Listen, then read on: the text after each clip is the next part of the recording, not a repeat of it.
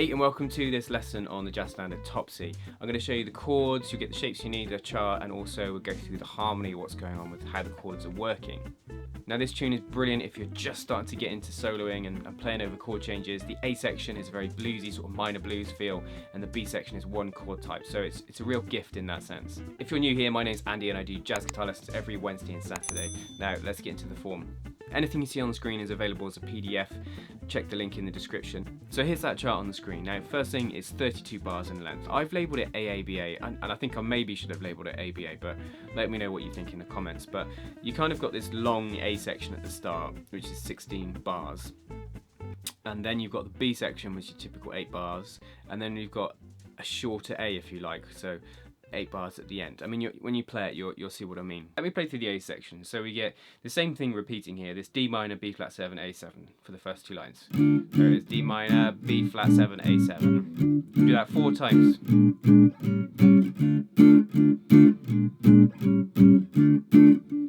Then G minor, E flat 7, D7, back to G minor, D minor, B flat 7, A7, stay on D minor. Hit the B.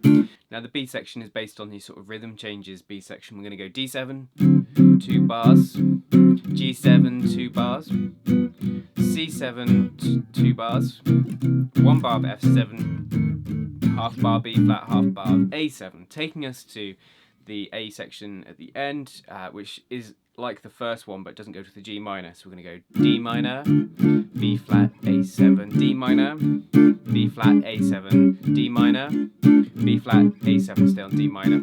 And that would bring us through the whole form. The chord shapes I'm using are available as a PDF if you're curious with those. Now, interestingly, I've not gone for D minor 7 or D minor 6. We've just got D minor, and sometimes it's, you will get plain minor chords in a tune. You could minor 7 I don't think would sound right for this one. Minor 6 could sound good. But yeah, use what voicings you like. Those are just suggested. Before we dive into the harmony, I think it would be great to just look at some variations in the way those chords could be played, because that's the kind of vanilla, real book, basic way. It's fine, but if you play with other people, you listen to different versions, you'll hear maybe a bit more going on. If you've listened to the Charlie Christian recording Swing to Bop, that uses the chord changes of this tune, but as you hear the chords, they've got a bit more going on, a bit more movement in the bass. He does it in a different key. Also, I think it's in B flat minor. I made a video about that a while ago. I'll put a link at the top for you. But one thing you will hear quite often is people play with this sort of that kind of bass line done on the double bass, and that we could use chords to go with that, which would be this. So.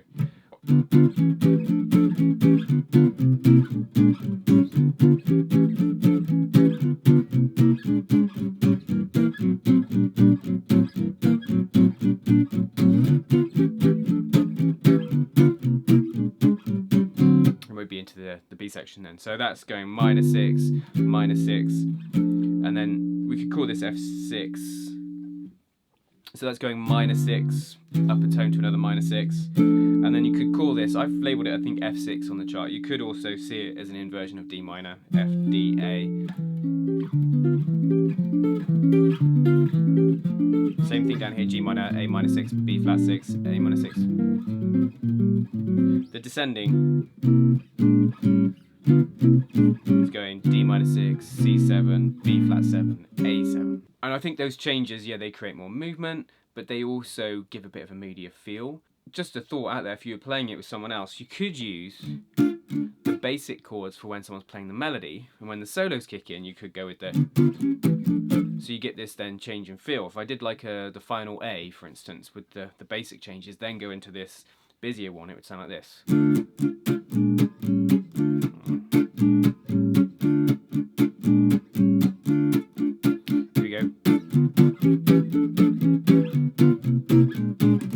And I think that has a real impact, and you can imagine the bass might move from going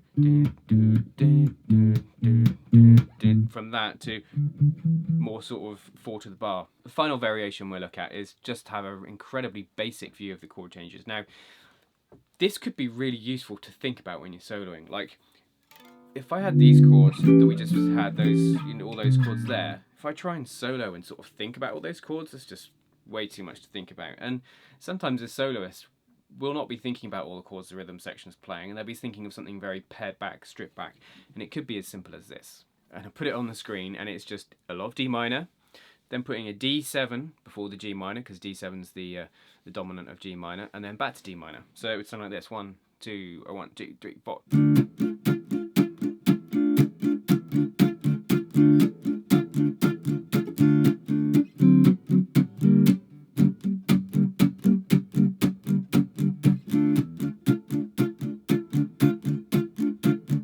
Very pared back, but maybe useful when you're thinking about soloing. I think it would be good now to think about what's actually going on.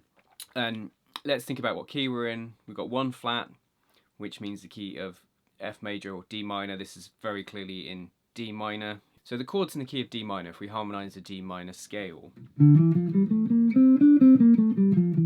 we're going to get the following chords: D minor or D minor 7, E minor 7 flat 5, F major 7, G minor 7. Now the next chord in theory should be A minor 7, but it's more likely to be A7 because we need our 5 chords to have a nice pullback to chord 1. And then B flat major 7, and then C7, back to D minor. So those are the chords in terms of the key of D minor, and we've got a fair few of those plus a couple others. So here's my chart with annotations. Blue means in key, red means out of key. So we start out in key, chord 1, we move to B flat 7, which I've labelled as a 6/7 chord, so it's out of key, and then we go to the 5 chord. Now this B flat to A7, why do those two work together? Well, now what's the relationship here? Well, in a blues it's very common to have, you know, a dominant 7th chord moving, you know, in a chromatically sort of like that.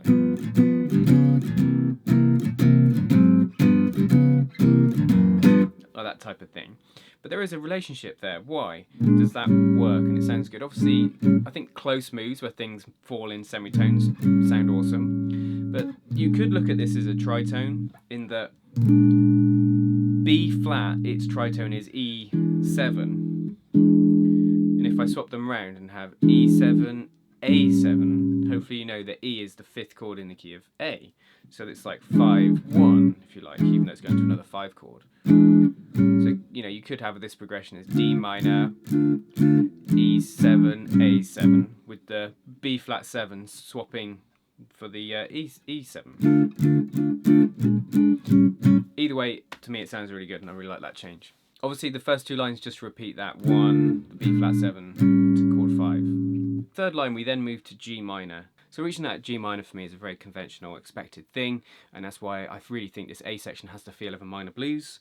And on the G minor we do the equivalent B flat 7, A7 thing for G minor. Now we've labelled that E flat 7 flat 2 7 because, you know, the second chord in D minor was E minor 7 flat 5, hence the flat 2 7, and then we've got D7, which obviously is technically chord 1 becoming a dominant, and although we move to the 4 chord, really that G minor, you can think of this whole bit really as almost like a temporary short key change to G minor, and then we head back to D minor, do the same thing as earlier, doing that chord 1 and 6 as a dominant, and then chord 5, and just repeating that till we stay on chord 1 at the end before the B section. So the 2 most important chords to that section really are D minor and G minor, with these dominants thrown in just for a bit of tension. We then do a classic move of many jazz songwriters, which is to make chord 1 a dominant to help us go somewhere else. And we go to a D7 for 2 bars. So we make that's labelled as 5/7 because it's a dominant chord. Now this is a B section like the Rhythm Changes 1 where dominant chords cycle in fourths. Take a look at the circle of fifths and it goes find D and go counterclockwise, you go G, counterclockwise again, C, and then F, and that is how these chords are moving. And why it works is D7 is the 5 chord of a G chord, then that takes us nicely to G7. G7's the 5 chord of a C chord, takes us nicely to C7, which is the 5th chord of F. Takes us to F, and then we use this B flat A7 as a way to get back to D minor for another A section. So listen to that, these dominants wanting to move to each other. It kind of just becomes like, goes exactly where you expect it, I think.